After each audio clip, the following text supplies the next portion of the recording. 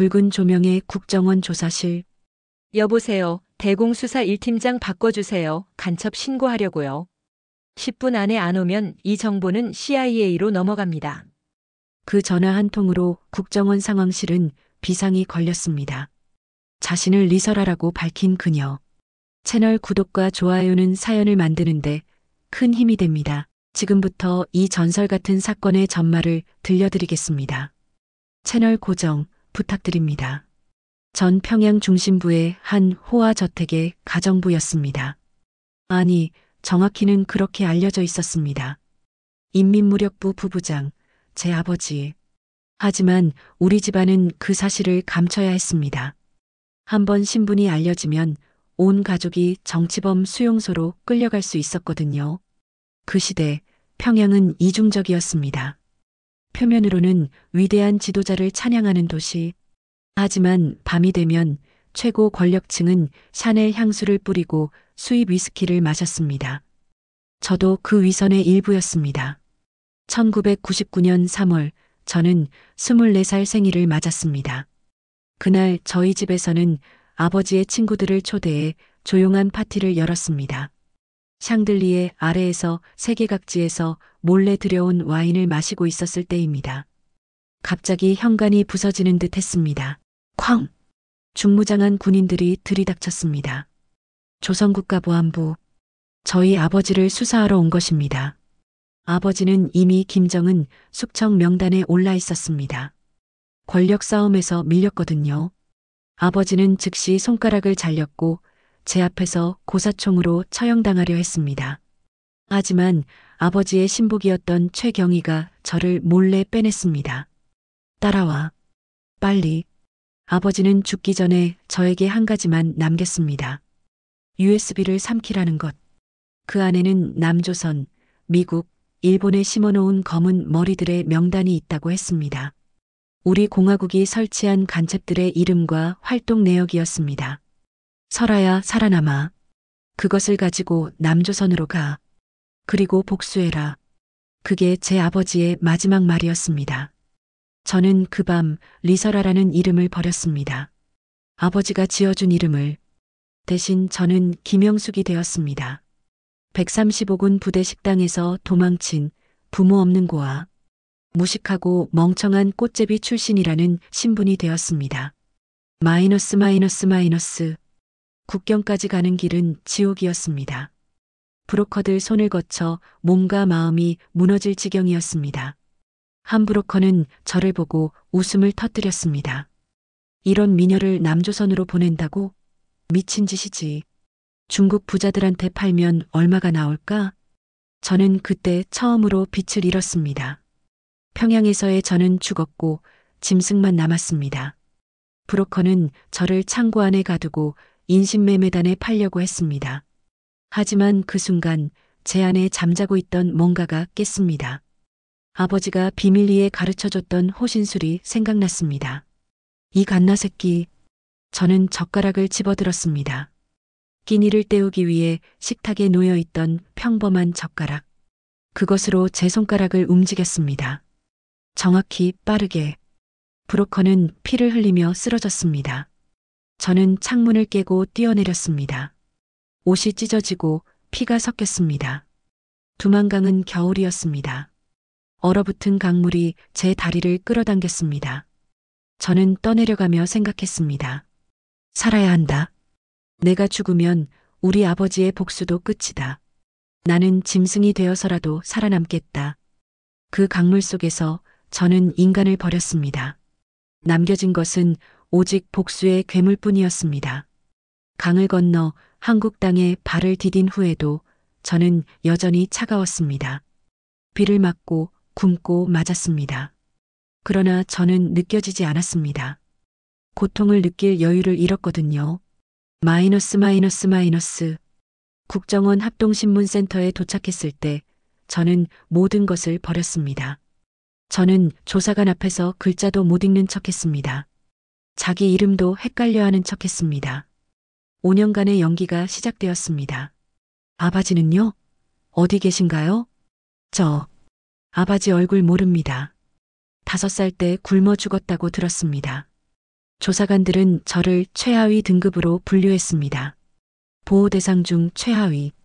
특별 정보 없음. 간첩 가능성 없음. 그들은 저를 완전히 방심했습니다. 이 아이는 진짜네. 영양 상태도 엉망이고 아는 게 하나도 없어. 그냥 빨리 내보내자. 매일 밤 저는 화장실에서 조용히 USB를 꺼내 만지작거렸습니다. 외워야 할 것들이 있었습니다. 이름, 코드, 위치. 그것들이 제 생명줄이었습니다. 제가 마신 커피, 제가 입은 옷, 제가 자던 침대. 모든 것이 제 아버지가 남조선에 심어놓은 검은 머리들의 뇌물로 만들어졌습니다. 웃겨. 이 멍청한 놈들. 넌 지금 뭘 마시고 있는지나 알아? 저는 3년을 기다렸습니다. 기다리고 기다렸습니다. 때가 올 때까지. 하나원을 나온 후 저는 강남으로 향했습니다. 낮에는 식당 설거지를 하는 순박한 여인으로, 밤에는 전혀 다른 존재로, 마이너스. 강남의 룸사롱 대기실, 저는 화려한 드레스 차림으로 거울을 봤습니다. 화장을 지웠을 때의 저와 화장을 했을 때의 저는 다른 사람이었습니다. 이것도 제 아버지의 유산이었습니다. 그는 전 세계의 검은 머리들을 관리했고 저는 그 과정에서 많은 것을 배웠습니다. 설아야, 이걸 봐. 어떤 사람이든 세 가지를 주면 넘어간다. 돈, 섹스, 그리고 희망. 저는 처음 고객을 받았을 때 가슴이 철렁했습니다. 그는 국회의원 보좌관이었습니다. 그리고 제 아버지의 죽음과 관련된 정보를 가지고 있을 가능성이 있었습니다. 술을 따으면서 저는 귀를 열었습니다. 네, 북쪽 물건 처리요? 이번 달 안에 끝내야죠. 리철진 부부장의 딸, 아직도 못 찾았습니까? 그 여자가 어딨는지 찾으면 보상 많습니다. 손이 미세하게 떨렸습니다. 하지만 저는 웃음을 유지했습니다. 술병을 꽉 쥐고, 찾았다.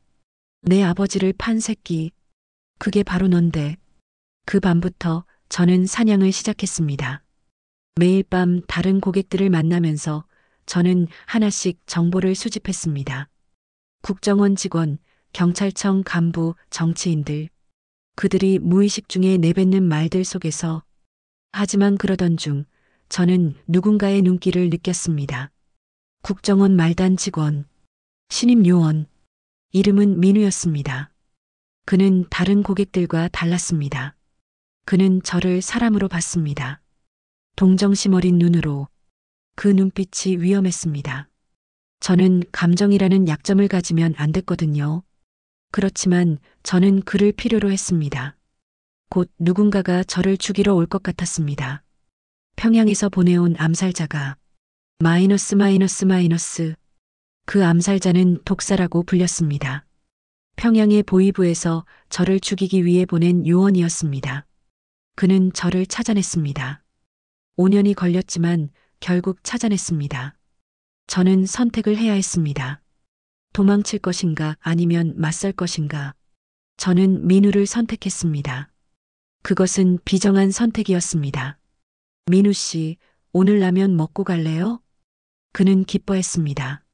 정말로 제 손으로 끓인 라면이 그렇게 소중했을까요? 저는 현관문을 반쯤 열어두었습니다.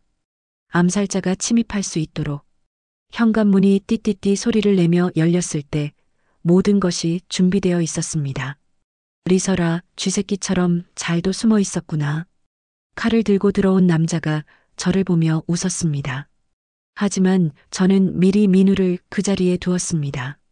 생명보험처럼, 증인처럼. 당신 누구야? 여기 국정원 직원이 있어.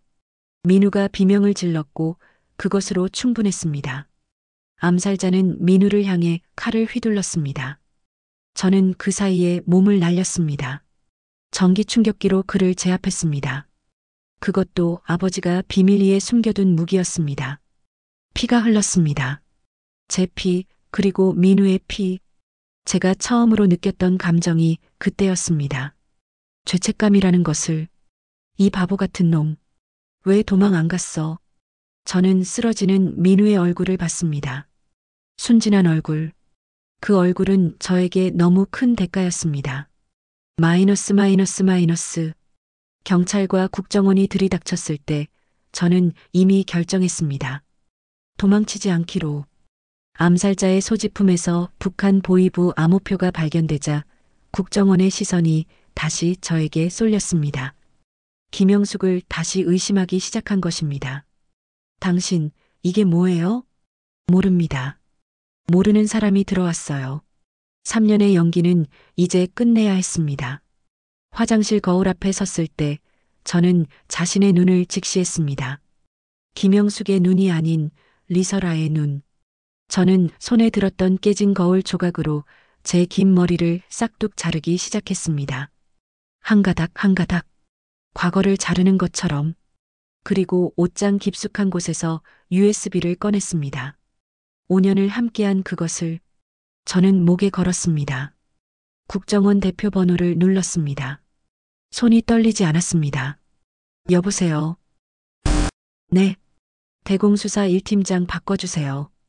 간첩 신고하려고요. 누구신데요? 평양시 중구역 경림동 15번지 거주자 리설아라고 전하세요. 10분 안에 안 오면 이 정보는 CIA로 넘어갑니다. 전화를 끊었습니다. 5년을 기다렸습니다. 이제 시간이 왔습니다. 마이너스 마이너스 마이너스. 국정원 조사실. 팀장, 국장급 간부들이 한숨에 들이닥쳤습니다. 상황실은 지옥이었습니다. 죽은 줄 알았던 북한 권력자의 딸이 서울 한복판에서 전화를 걸어왔으니까요. 저는 여유롭게 다리를 꼬고 앉았습니다. 대체 원하는 게 뭐야? 돈? 망명? 미국행? 저는 피식 웃었습니다. 돈은 필요 없어. 내 아버지를 죽인 평양놈들. 그리고 그놈들과 손잡고 뒷돈 챙긴 여기 있는 배신자. 그 목을 원해. 조사실이 얼어붙었습니다. 당신이 가진 정보가 뭔데요? 저는 USB를 탁자 위에 놨습니다. 그리고 작은 파일 하나를 출력해 내밀었습니다. 그 파일에 적힌 이름과 증거들을 보자 조사실에 들어온 간부 중 한 명의 얼굴이 창백해졌습니다. 최 부장님, 지난달 베이징에서 받은 선물, 아직도 차명 계좌에 잘 있습니까? 최 부장은 일어서려다 앉았습니다. 암호명이 진달래였던가요? 월 300만엔 꾸준히 받으셨던 것 같은데요. 이 미친년이. 그 순간 조사실은 아수라장이 되었습니다. 서로가 서로를 의심했습니다. 총을 겨누는 장면까지 나왔습니다. 국정원 대북 1팀 전원이 대기 발령을 받았습니다. 청와대 한라인까지 울렸습니다. 하지만 저는 여전히 차가웠습니다. 이것은 샘플입니다. 이 USB 안에는 남조선 내부에 900명 이상의 검은 머리들 명단이 있습니다. 정치인, 기업인, 공무원 모두가 있습니다. 당신이 정말 저는 리설아입니다. 인민무력부 부부장 리철진의 딸입니다.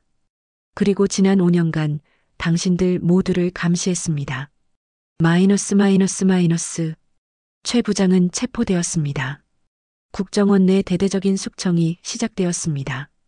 제 정보는 진짜였습니다. 모두가 진짜였습니다. 저는 영웅 대접을 받았습니다. 하지만 평범한 삶으로 돌아갈 수 없었습니다. 저는 이미 너무 많이 받고 너무 많이 알았거든요. 국정원은 저에게 제안했습니다. 당신은 공식적으로 사망 처리될 것입니다. 그리고 새로운 신분으로 블랙 요원이 되실 것입니다. 북한 정보 분석과 대북 공작을 맡으실 겁니다. 저는 받아들였습니다. 선택의 여지가 없었거든요. 저는 이제 누구인가요? 코드네임은 로즈입니다. 그 밤 저는 옥상 헬기장에 섰습니다. 서울의 야경이 펼쳐져 있었습니다. 불이 반짝이는 도시, 자유의 도시. 하지만 저의 전쟁은 아직 끝나지 않았습니다. 평양에 있는 그 뚱땡이 놈이 쓰러지는 날까지 계속될 것입니다. 저는 선글라스를 끼웠습니다. 헬기의 프로펠러가 돌기 시작했습니다. 조국을 위해 싸우겠습니다. 화면이 페이드 아웃됩니다. 강렬한 록 음악이 흐릅니다. 마이너스 마이너스 마이너스. 해시태그 아우트로 내레이션. 여러분, 이 이야기가 믿겨지시나요? 저도 처음엔 믿기 힘들었습니다. 하지만 진실은 언제나 영화보다 더 잔혹합니다. 지금도 어딘가에서 이 여인처럼 우리를 위해 그림자 전쟁을 치르고 있는 이들이 있을 것입니다. 우리가 편하게 발 뻗고 자는 이 순간에도 말이죠. 이 영상이 도움이 되었다면 구독과 좋아요, 알림 설정 부탁드립니다. 그것이 저에게 그리고 목숨 건 탈북민들에게 큰 힘이 됩니다. 감사합니다.